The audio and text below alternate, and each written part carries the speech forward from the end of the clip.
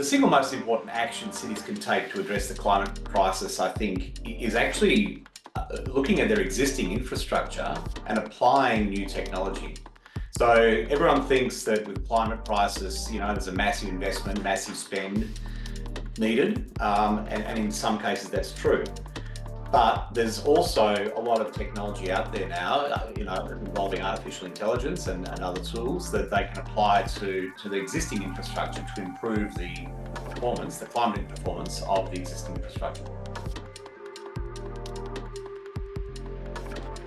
A good example of the artificial intelligence control over street lighting is what we're doing in Canberra, in the ACT in Australia.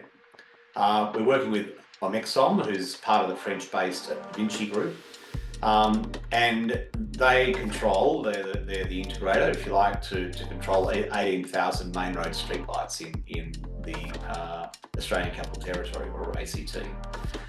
So they've proven up the technology.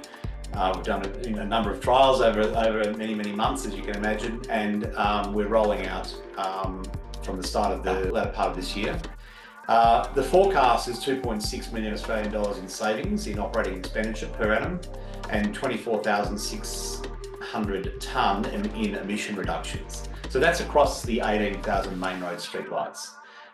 In addition to that, the ACT ratepayer obviously, gets a great result because they save money.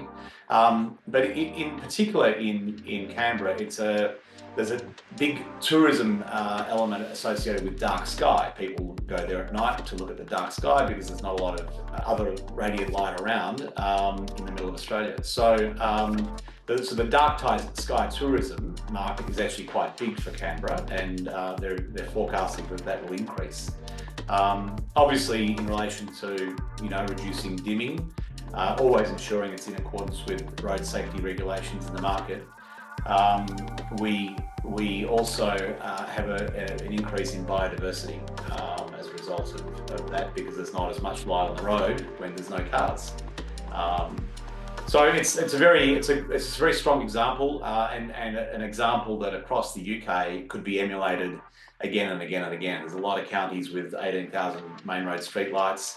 They would be saving in the UK, they would be probably saving 4 or 5 million quid a year in OPEX, and they'd be saving around 25,000 tonne in emission reductions, heading towards net zero. So it's a compelling set of statistics. I think the key thing that we are seeing is that the argument for financing, external third-party financing, is now stronger than ever. Governments around the world are out of money. The climate change benefit is typically a financial benefit as well as a climate benefit. And so a lot of the climate change solutions can be self-financing if they're financed by third parties. A lot of cities are sitting there thinking, I don't have the CapEx, I can't access money, the federal government won't allow me to access, to spend CapEx. But there's a lot of third-party finance solutions out there, more and more, that will finance all sorts of in-situ infrastructure. And it's the accessing of those financing tools that can fast-track, if you like, the climate change revolution. So the reason we chose to get involved with the City's Climate Action Summit this year in particular is because 2024 was when we opened our UK office. It's also the year that we published our patent in terms of the artificial intelligence over street lighting. And so it seemed like an ideal time to launch into the UK market and be part of the Climate Action Summit and inform cities what's available. We've definitely got a number of cities already signed up, which is very rewarding and humbling, I guess. But there's a lot of cities left. I think there's 258 different municipalities in the UK region. So yeah, we've got a lot of room to go.